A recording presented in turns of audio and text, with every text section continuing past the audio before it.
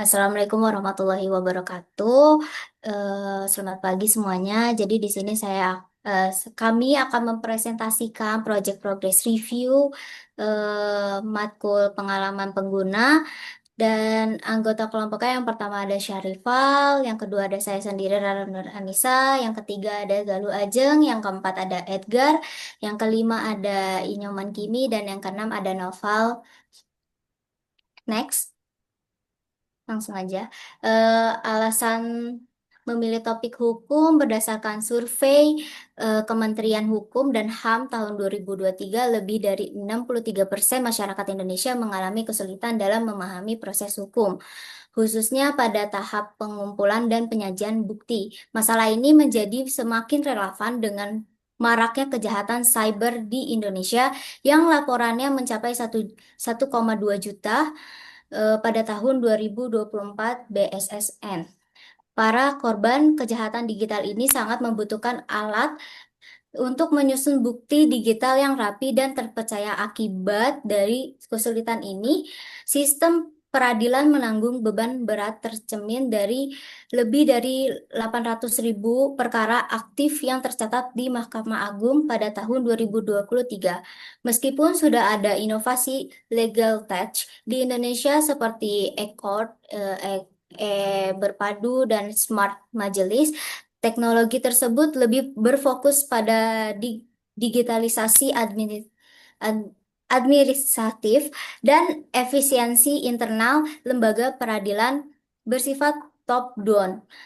Belum ada solusi yang secara langsung memperdayakan masyarakat pada tahap pralegislasi, tahap paling awal di mana korban sering kebingungan menyusun bukti yang tercecer. Next. Baik, predispositionnya yang pertama itu sebagai masyarakat sebenarnya memiliki motivasi kuat untuk menempuh jalur hukum, namun sering merasa terhalang oleh proses yang kompleks dan berbelit. Hambatan terbesar muncul pada tahap pengumpulan bukti yang dianggap rumit dan tidak terstruktur. Yang kedua, masyarakat akan lebih berani melapor jika proses persiapan dan pengumpulan bukti dibuat lebih mudah, jelas, dan terarah, terutama jika ada perpaduan yang membantu langkah demi langkah. Yang ketiga, dapat diasumsikan bahwa kehadiran alat bantu hukum digital yang berfokus pada pengumpulan dan pengelolaan bukti pralegislasi akan meningkatkan keberanian masyarakat untuk melapor serta mempercepat proses hukum secara keseluruhan. Dan yang keempat, banyak korban kejahatan cyber sudah terbiasa mengumpulkan bukti digital seperti tangkap layar, pesan chat, atau dokumen PDF, tetapi belum memiliki sarana yang efektif untuk menyimpannya secara aman dan terorganisir. Next, yang selanjutnya akan dijelaskan oleh teman saya. Baik, untuk yang menjadi fokus kami yaitu mengembangkan solusi digital dengan pendekatan yang berpusat pada pengguna untuk memperbaiki pengalaman pengguna dalam proses pengelolaan aspek legal, khususnya penyusunan bukti dan kronologi. Selanjutnya untuk metode pengumpulan data yang kami gunakan yaitu menggunakan penelitian kuantitatif dengan pendekatan survei deskriptif, yaitu data dikumpulkan menggunakan kuesioner online terstruktur. Selanjutnya untuk kriteria kami yaitu subjek atau responden utama yang menjadi sasaran kami adalah masyarakat umum. Selanjutnya itu skop atau ruang lingkup. Yang pertama itu bidang hukum dengan penekanan pada tahap pralitigasi dan penyusunan bukti digital. Yang kedua untuk target pengguna itu masyarakat umum Indonesia yang secara khusus korban kejahatan, khususnya cyber yang sedang mengumpulkan bukti. Kemudian ada pengguna dengan tingkat pemahaman digital yang rendah hingga menengah, individu yang berada di daerah dengan infrastruktur yang digital digital yang minim. Selanjutnya untuk cakupan solusi, yang pertama pengembangan konsep dan prototipe untuk solusi digital yang berfokus pada panduan kontekstual, bahasa yang sederhana dan berfokus kepada manusia, validasi data secara real time dan umpan balik yang jelas, dan desain yang diutamakan untuk perangkat mobile agar mudah diakses melalui smartphone. Kemudian ada batasan project. Jadi batasan project itu yang pertama tidak mencakup pembuatan sistem back-end secara penuh atau integrasi langsung dengan database pemerintah. Kemudian ada menitik beratkan pada tahap riset pengguna, pengembangan konsep, dan pembuatan prototipe interaktif atau low mid fidelity. Kemudian yang terakhir itu aspek hukum yang mendalam, seperti reformasi hukum, tidak menjadi fokus utama.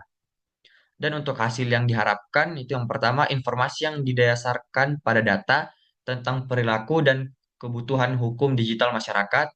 Kemudian ada model desain berdasarkan Principles Framework yang dijadikan pedoman dan prototipe digital yang dapat diuji untuk mengevaluasi peningkatan efektivitas dan pengalaman pengguna. Oke, next. Ini untuk pertanyaan-pertanyaan yang kami ajukan, ada 12 pertanyaan. Ini saya akan membacakan beberapa. Yang pertama, seberapa familiar Anda dengan menggunakan aplikasi digital seperti media sosial, e-commerce, perbankan dalam kehidupan sehari-hari? Kemudian nomor dua, ada menurut persepsi Anda, seberapa sulit bagi masyarakat awam untuk memulai sebuah proses hukum, misalnya melaporkan penipuan online?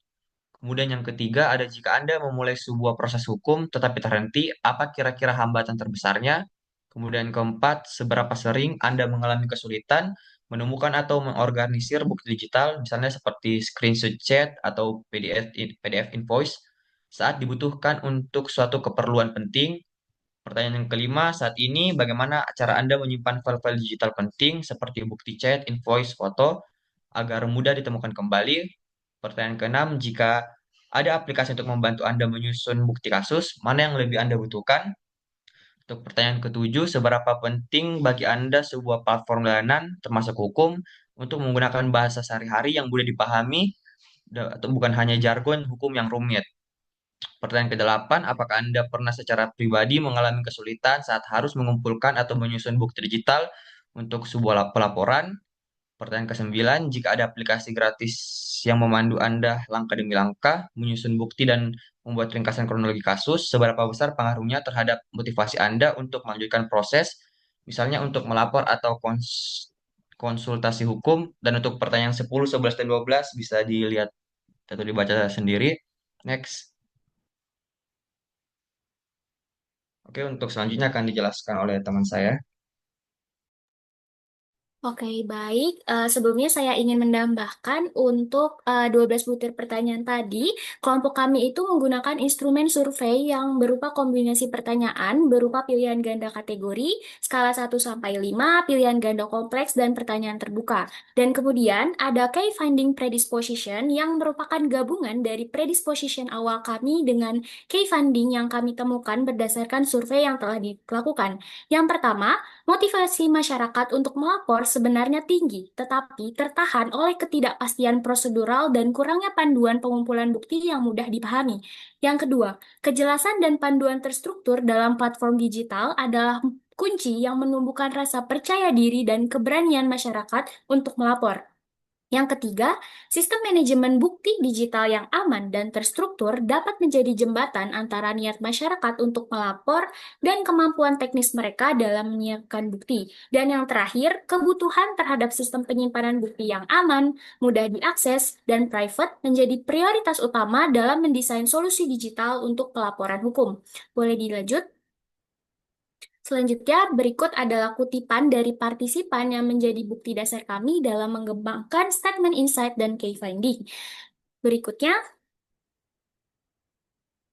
berikut adalah bukti secondary research. Jadi, kami menampilkan 11 visualisasi data dari 11 butir pertanyaan yang sudah kami sebar. Dengan total terdapat 22 responden dari kategori masyarakat umum. Boleh di next. Dan berikut adalah bukti yang lainnya. Dan selanjutnya, selanjutnya akan dijelaskan oleh teman saya, Nyoman. Baik, terima kasih Ajeng. Dari data tersebut kita memiliki bukti primary research kita. Yang pertama ada temuan survei, proses hukum dipersepsikan rumit dan birokratis. Riset sekunder yang kami dapat, ini sejalan dengan penelitian mengenai persepsi publik terhadap birokrasi hukum di Indonesia. Sebuah laporan dari Indonesia Judicial Research Society menyoroti bahwa alur birokrasi dan pemberantasan pungli menciptakan anggapan negatif dan ketidakpercayaan dari masyarakat dalam mendapatkan keadilan. Penelitian lain menyoroti tantangan penegakan hukum di Indonesia, termasuk sistem administrasi yang birokratis dan lambatnya proses peradilan yang menyebabkan ketidakpastian hukum. Temuan survei yang kedua, kesulitan mengelola bukti digital. Riset sekunder yang kita dapat, hal ini mencerminkan tantangan teknis dan hukum yang lebih besar terkait bukti elektronik di Indonesia. Meskipun UU ITE mengakui bukti elektronik hukum acara dianggap belum sepenuhnya memadai, penelitian Lubis tahun 2024 menyoroti masalah fundamental dalam autentikasi dan keandalan bukti elektronik karena ada bukti digital yang tidak berdaya untuk dikendalikan, disalahartikan, dan disesuaikan. Jurnal lain, Wahyudi tahun 2022 mencatat bahwa dalam praktik masih sering terjadi kekeliruan saat menghadirkan bukti elektronik. Misalkan hanya membawa bukti elektronik berupa hasil capture atau gambar yang memungkinkan terjadi bahwa buktinya hanya tersimpan di galeri foto. Next. Berikut statement insight dari yang proyek yang sudah kami buat. Yang pertama ada rasa tidak berdaya terhadap sistem hukum muncul bukan semata karena sulitnya prosedur, tetapi karena masyarakat merasa kehilangan kendali dan kejelasan dalam proses hukum. Motivasi masyarakat untuk melanjutkan proses hukum meningkat ketika mereka merasa didampingi, bukan diadili. Selanjutnya, bahasa hukum yang rumit menciptakan jarak psikologis antara warga dan sistem keadilan, memperkuat rasa eksklusivitas hukum. Dan selanjutnya ada kepercayaan terhadap keamanan data menjadi kunci adopsi teknologi hukum itu sendiri. Dan yang terakhir, digitalisasi hukum bukan sekedar mempercepat proses, tetapi membuka kembali akses keadilan bagi masyarakat yang sebelumnya merasa tidak cukup pintar untuk berurusan dengan hukum. Selanjutnya, selanjutnya akan dijelaskan oleh teman saya Noval.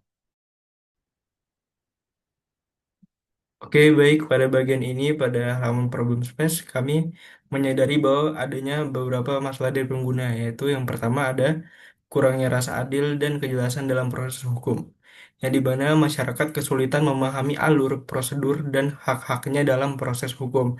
Sebagai solusi, kami menyarankan sistem digital yang memberi panduan langkah demi langkah dan transparansi proses hukum. Yang kedua, rendahnya literasi hukum dan kemampuan mengelola bukti digital. Banyak masyarakat kehilangan kesempatan pembuktian karena tidak tahu cara mengelola atau menyimpan bukti secara benar. Sebagai solusi, kami menyarankan fitur otomatis untuk membantu pengorganisasian bukti dan edukasi hukum praktis berbasis kasus. Selanjutnya, kurangnya kepercayaan dan rasa aman terhadap teknologi hukum, yang dimana banyak masyarakat merasa khawatir terkait keamanan data dan privasi yang menghambat adopsi platform hukum digital. Solusinya adalah desain sistem yang menonjolkan transparansi keamanan, sertifikasi data, dan kontrol privasi pengguna. Oke, boleh di next. Baik, pada halaman prinsipal diagram, kami mendapatkan kedua masalah yang dimana yang pertama adalah mengatasi kebingungan prosedural. Nah, banyak masyarakat ingin menyelesaikan kasus, tetapi merasa prosesnya sulit, sebagian besar tidak tahu langkah-langkahnya, dan juga rasa takut salah langkah dan emosi negatif dominan seperti cemas dan juga lelah. Nah, dari statement insight-nya, rasa tidak berdaya terhadap sistem hukum muncul karena masyarakat merasa kehilangan kendali dan kejelasan arah dalam proses hukum. Motivasi masyarakat meningkat ketika mereka merasa didampingi, bukan diadili. Nah, sebagai desain opportunity, kami menyarankan panduan hukum langkah demi langkah yang mengembangkan fitur step by step. Nah, pada masalah yang kedua itu mengatasi pengolahan bukti yang kacau. Responden itu sudah menggunakan Google Drive tapi merasa kurang aman, ada kekhawatiran terhadap keamanan data dan juga privasi. Sebagian dari mereka kehilangan bukti karena tidak tersimpan dengan baik, ya, seperti terhapus dan juga lupa folder. Nah, dalam statement insight-nya, kurangnya literasi hukum dan kemampuan manajemen bukti digital membuat masyarakat rentan kehilangan peluang pembuktian sistem yang tidak mendukung mereka untuk tertib dan terarah. Kepercayaan terhadap keamanan data menjadi kunci adopsi teknologi hukum. Oleh karena itu, sebagai desain opportunity, kami menyarankan manajemen bukti digital yang terpusat, membuat fitur penyimpanan bukti dan terstruktur untuk mengatasi risiko kehilangan data dan menjamin keamanan, keteraturan, dan kendali diri. Di sini saya akan melanjutkan penjelasan prinsipal diagram yang tadi sudah dijelaskan rekan saya. Selanjutnya ada mengatasi kerumitan bahasa hukum. Banyak masyarakat merasa kesulitan memahami istilah dan prosedur hukum karena bahasanya terlalu teknis dan tidak ramah bagi non-ahli. Hal ini menurunkan rasa percaya diri dalam mengambil keputusan hukum. Rendahnya literasi hukum membuat masyarakat sulit memahami hak dan kewajibannya. Bahasa hukum yang kompleks menciptakan jarak antara masyarakat dengan sistem hukum itu sendiri.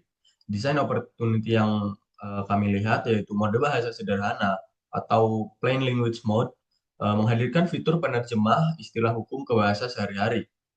Ada glosarium interaktif membantu pengguna belajar sambil membaca dan memahami konteks hukum secara bertahap. Selanjutnya ada mengurangi kecemasan dalam proses hukum. Banyak masyarakat merasa takut, bingung, dan lelah saat menghadapi proses hukum karena kurangnya rasa aman emosional dan tidak adanya pendampingan yang menenangkan. Mereka membutuhkan kejelasan, progres, dan umpan balik agar lebih yakin menjalani proses. Kurangnya dukungan emosional membuat masyarakat kehilangan kepercayaan diri untuk melanjutkan proses hukum. Ketidakjelasan tahapan laporan menimbulkan rasa takut dan kebingungan. Kebutuhan utama adalah rasa aman, dorongan atau encouragement, dan kejelasan progres. Desain opportunity yang kami lihat adalah fitur pelacak progres hukum, menampilkan tahapan laporan hukum secara visual dan real time. Dilengkapi pesan motivatif serta umpan balik empati agar pengguna merasa didampingi, meningkatkan rasa aman emosional, dorongan positif, dan keberanian dalam menghadapi proses hukum. Baik, selanjutnya kami akan menjelaskan mengenai user journey dan wireframe-nya.